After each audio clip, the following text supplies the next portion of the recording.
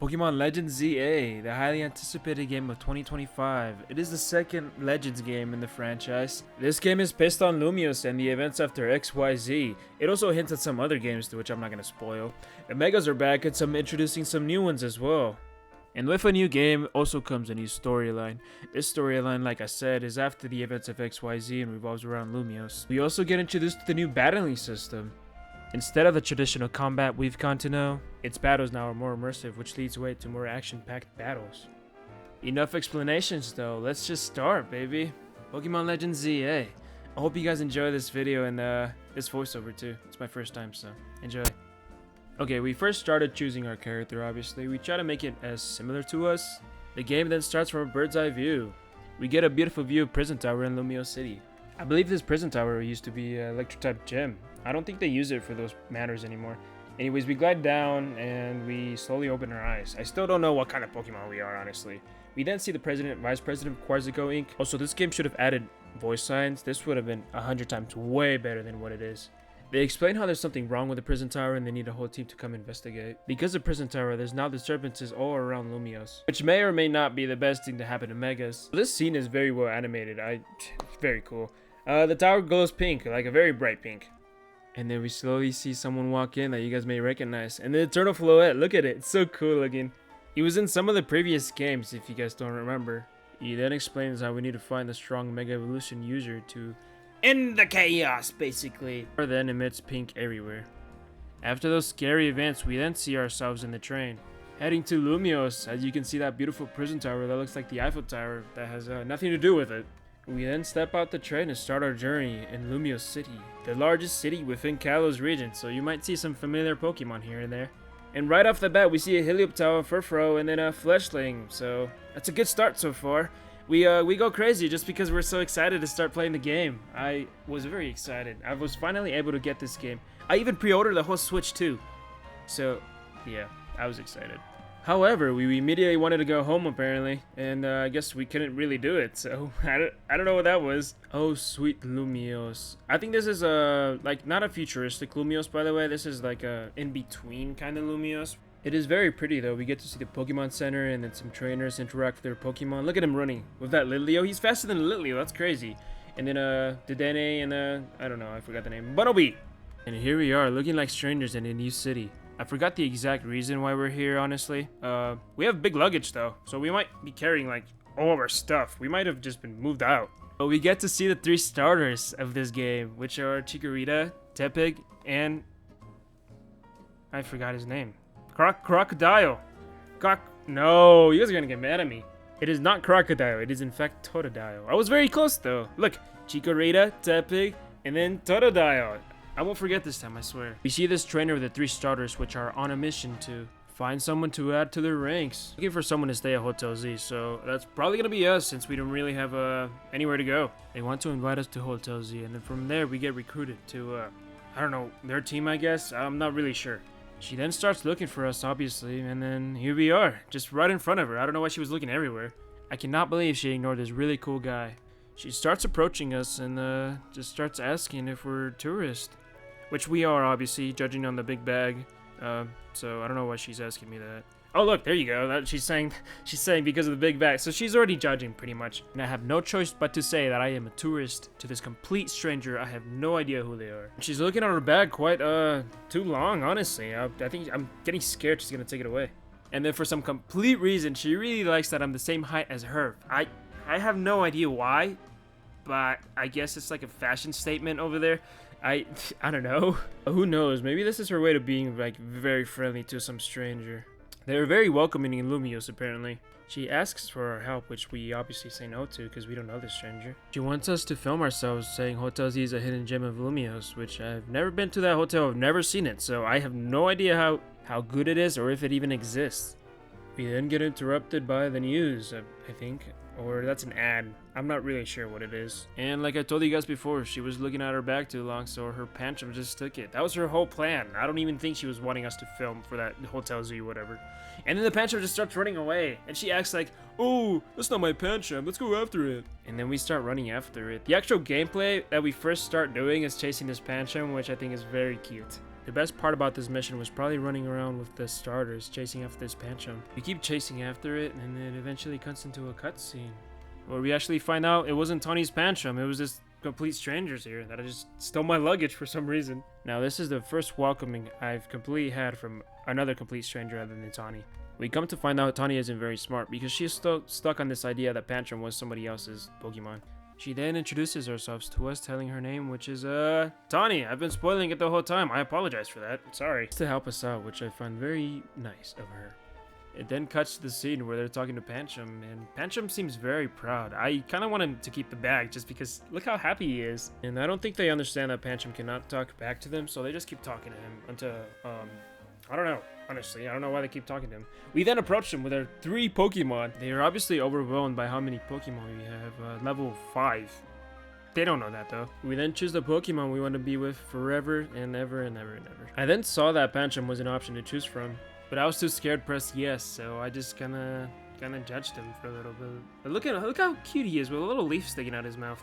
After saying no, she gets all worried that I was actually going to choose him. Obviously, I'm not going to choose that Pancham that just stole my luggage, crazy lady. And then we get to choose our starter Pokemon, which I chose Tepig. The backstory on why I chose Tepig is because I used to have a McDonald's toy of him. And I don't really have any special connections with all the other Pokemon. I think they're really cool looking, but I just don't really have a connection with them. And here we are in our first Pokemon battle. We absolutely going crazy, by the way. This Pokemon was chasing after us, so I just got terrified out of the start. Not a good start for that. I decided to go tackle, and then that's all I really have, so I'll just use all the moves I have and hopefully win somehow. So I hope Tepig really wins me this game. I already know what the outcome is, and I won't tell you guys just because I'm that rude. The battling mechanics of this game are very cool though. Used to the turn-based kind of battling, so this is very cool. It's like a fresh start for me. I also saw that there wasn't any power points for the moves, which I'm very grateful for because after the game, you usually just spam your moves until you can find a shiny or a better Pokemon than the one you have. But anyways, so far we're doing good. We just need one more tackle and he should be down. This guy was putting up a fight though. They don't call him Pancham for no reason. He really Panches a Panch. A what? Just ignore what we said. But we got him. We actually did get him. I'm very happy with our Tepig. Our first battle won, ladies and gentlemen, with our Tepig. They then leave because they lost, and then Pancham just looks back at us, probably because he wants us to choose him, but we kind of ignored him because we don't really want him. He stole our luggage, so why would we? We then get introduced to battle zones. Battle zones are like a little arena in the city, so it just any point in the city just turns into a battle zone at night, and then we can just fight trainers. And this is just showing us how it looks. It looks pretty cool. It's just like a red wall everywhere. Garita and Totodile then take my bag and are heading back to Hotel Z. I literally just taking my bag and just like stealing it from me, bro. And then basically we're just looking around to see if we can see any hints or any items, but there wasn't, so I'm just wasting my time here, and then you guys can see that I'm wasting your time now. Sorry. Totally forgot to say, we're actually trapped in here. This just turned into a battle zone overnight, and we are obviously not going to win any of our battles with a level 5 Pokemon. A total stranger just scares us and approaches us. This is kind of like whenever you try to dodge those trainers that can't be dodged, and then they just approach you, and then you get mad because they approached you, and you're like, dude, that's... what? Anyways, she wants to battle with us even though we're absolutely gonna lose. She's just trying to get her points up. I am now going to dedicate my whole life in remembering her face so I can come back when I beat the game and destroy her whole team, and then she's gonna start crying, and then she's gonna be like, and I'll be like, hey, you remember that one time where you made me cry? And then I'll get my sweet revenge. Ignore everything we just said. We're actually gonna battle her, so we're actually gonna be able to win. I'm not sure Tepig is ready for it, but we'll do it. She throws out Cleffa, and I realized I have no super effective moves against her, so I think we're just gonna use the same tactic we used for Pancham. And this is where the battle begins. We absolutely destroyed her Cleffa. Look how much damage she did to us. I think she just did 3 damage to us, and she's already down. And now with Cleffa down, she sends her Bunnelby to attack us, which we obviously destroyed too. And this whole time I was going crazy because Tepig was absolutely destroying these Pokemon. And we won, so we don't need to come back for revenge, thankfully. And one of my favorite cutscenes starts where we just kind of get surrounded by these trainers with no escape whatsoever. So we're just kind of gonna, get knocked out right away. Also, why is there 3 against us? They can just battle each other. What's wrong with them? Also, I believe the 2 trainers should agree to the battle. I don't really like how this is like formed. Imagine you're like playing with your Pikachu and then a Garchomp just comes by and just attacks it and it's like knocked over. Now you gotta go to the Pokemon Center because this random Garchomp just decided to attack it. Floette comes by to save us. Look how pretty she is. A very pretty entrance that she does. Also, look how pretty this cutscene is. It's just Floette with all the 3 trainers right behind her. And then, of course, the trainers are like, oh, look at this Fluette. She's not going to do anything to us. And then little do they know this is a special Fluette. Also, I really like these cutscenes because they're very pretty to look at. And it also highlights the potential that Pokemon has. So, I really want some more of these. Anyways, Fluette just decides to attack him and barely dodges them, actually. And then unleashes a laser. And that laser or beam literally looks like it can destroy the whole Prism Tower. So this is no Fluette to joke around with, which was probably obvious since it was in the very start of the game. Look at this animation. I don't remember ever seeing something like that. So that's so cool. They just start off running just because they're so scared. And then we get to meet the man himself, the 3,000-year-old man. Hey Z, the owner of this place, Hotel Z. Entering Hotel Z, we immediately want to run off apparently. AZ also plans to steal our bag apparently because he keeps looking at it. But little do we know, we were actually carrying that Zygarde. So I think that guy was the bird we were talking about earlier. I just don't know how it would be flying. I don't think those guys fly. We then get taken to our little room. It looks very pretty. And we go to sleep right away with our bag in our hand for some reason. In the middle of the night, however, we hear Donnie's voice. She wants to talk to us for some reason. I'm not sure why. Also, for us to hear that is insane. I think sleeping with a bag is uncomfortable to the point where we can't even like sleep. And then we just fist bump at night. That was pretty much it. That was literally it. And then it kind of shows us like a stain on the roof. It's like green and goopy. I don't know why they did that. And apparently they didn't give us any new clothes in the bag we had. So they just gave us some. We look pretty cool. Very cool looking clothes. And then Tawny introduces us to the ZA system, which we'll dive deeper in the future. She also taught us how to roll, which we completely mastered, as you can probably see here. Then step out Hotel Z to challenge Tawny. Which also, she has Chikorita, and then she also has Totodile, which has never happened in any Pokemon game from what I remember. But I've also not played the previous, like, 3 games, so... She sends out Totodile, which I completely now remember his name, and I will never forget because of you guys. For a second, I want you to think about the worst thing. This is way worse than that. Look at that. We absolutely lost against her. That's insane! And out of the kindness of her hearts, because we lost, she wants us to heal our Pokemon, so... Here we are at the Pokemon Center. By the way, the nurses look different in every Pokemon Center, I think. I'm not too sure, but there is some nurses that look different from the others. The nurse also hands us our Pokédex. This is the first game where the professor doesn't give it to us, by the way. This is like groundbreaking stuff. We register our Tepig to the Pokédex, so now we have him in the Pokédex. So I'm planning to fill it out at the very end of like the whole series. I'm gonna have a full Pokédex, and I'm also thinking of filling out the shiny dex. That'd be really cool. Anyways, we get introduced to the Wild Zones, Wild Zone 1. It then cuts into a cutscene where we're just chilling inside the Wild Zone with Tawny. And then out of nowhere, a little friend says hi to us, a little fletchling. And obviously, because we're not very nice people, we decide to go after it and catch it. And that's what we do right off the bat. We throw a Pokeball right at it, and we end up catching it. The little animation is very pretty too. And we have to obviously fill out our team, so we're just catching every Pokemon in sight we see. And this handsome fella made it to our team. And here we are, acting like we're actually hunting the Pokemon and not catching them. I throw this Pokeball at him, and we actually catch him. We do. We really do catch him, ladies and gentlemen. The hardest Pokemon has been caught. The next Pokemon we're after is Weedle. We're just hiding in the bush like we did for Scatterbug.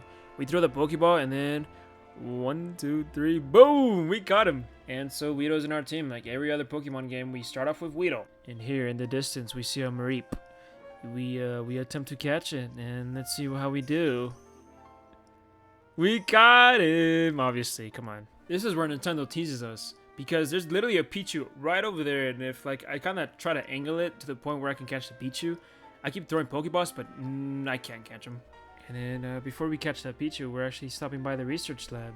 And you guys may or may not recognize this place from other games. Like every other worm welcoming in the game, we get screamed at right off the bat. I don't know if she's screaming at us or I really have no idea, but we're gonna go meet her. And we get the first look of our professor. Pretty cool. You guys might recognize her too. We get to know her name as Mabel, and we now know she's a director. She shows us her reward list if we register all the Pokemon and do some side requests for her. From the reward list, we can get some TMs or the special stuff.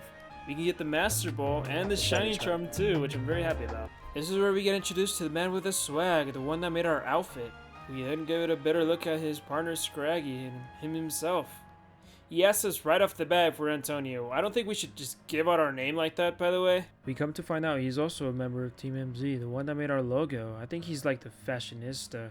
Is that even a word? Anyways, he does the fashion stuff in the team. As a nice welcoming to the team in the city, he gives us a hat, a very pretty looking hat. Look at us. Wow, if we were pretty, now we're handsome. With the new TMs that the professor gave us, we can now smash the rocks that are on our way. And now, ladies and gentlemen, the moment you've been waiting for, we're gonna go catch that Pichu. However, there was a body of water that was actually stopping us from catching this Pichu. And I somehow did not notice that there was like a ladder right beside us, so the whole time I was just trying my best to catch him like this.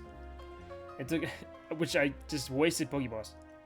Here we are, climbing that ladder I was talking about. And on the rooftop, we noticed there's a Pidgey, so let's fill out our Pokedex more.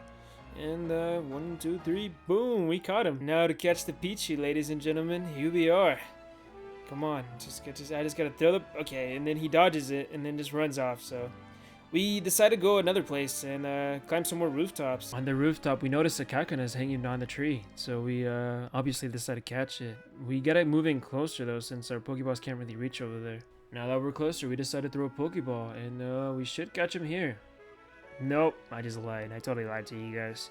Here we do actually catch him here. Look at him. 1, 2, 3, boom! We got a Kakuna. And we climb up some more ladders, just because that's my favorite thing to do in this game. We notice a Flabibi, and we catch him. I lied to you guys again. Sorry, I apologize. There's a side mission where we need to catch all the colors of the Flabibis, so definitely keep an eye on the colors for the Flabibis. And we notice an Abra right up there, so we, we go try to catch him. We attack it first, and then because we attack it, it then disappears. And this is literally just gonna be the next cycle. We're just gonna go, literally, we're gonna go try to catch this Pichu. And if we don't catch the Pichu, then we'll go catch Abra. And if we don't catch Abra, we'll catch Pichu. And it's just gonna be a constant cycle until we actually catch one of them. And this is our second attempt to catch this Pichu. We throw the Pokeball, but we sadly don't catch it. I don't know what it was. Maybe we just didn't like it. We throw the second one, which we also didn't catch it. It just ran off after that. The third attempt at this Pichu. Let's see how it goes, I guess. I don't think it's gonna go well. It's not. We're not gonna catch it again. It's just literally, it's just gonna be a constant cycle of us trying to catch this Pichu, and we're not going to catch this Pichu unless I'm wrong here. I think, yeah. See, so we just scare him off at this point. We do not give up, ladies and gentlemen. Now we're back with Abra. Okay, and he just immediately goes away. So. Well, I'm doing this voiceover, I'm just trying to guess whether I catch it or not, but in this attempt, it just literally runs off. We can't even, like, attempt to catch it, I guess. And this is the final attempt. The final attempt, ladies and gentlemen. We do end up catching this guy. And here we are. Here we are. I'm gonna just leave it to myself in the video. It was either we caught him or he died by the fire. We caught one though. We caught one. So yes, I was very excited. And then we have our second attempt on Abra, and we obviously... Why didn't we just throw another Pokeball? What's wrong with us? What the hell? And this is our next attempt, where we just we don't even throw our Pokeball. We don't do anything. We just attack him for no reason. I don't know why we would do that. And then right after, we assume he's like invisible, and we just throw it at him. And then we catch him. Just hear how excited I am about this. We actually got him. Oh, yeah. And after all that hard work, we come back to relax at Hotel Z. But we do notice this pink crystal, which we'll learn more about on the next episode. So, yeah. Here we are at the end of the video. Thank you guys so much for watching. I do appreciate it. I tried my best, so please subscribe and like. It would help a lot. Thank you.